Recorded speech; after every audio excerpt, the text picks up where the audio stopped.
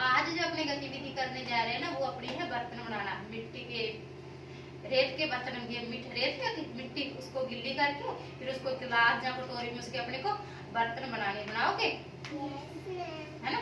तो छोटे बच्चे अपने खेलते हैं जैसे आप वो है ना, मिट्टी के बर्तन बना बना के मिट्टी के घर भी बनाते हैं। आप भी बनाओगे? मजा आएगा? Very good. चलो अब अपने बर्तन बनाते हैं। बनाओगे कटोरी और ये गिलास बनाओ आप।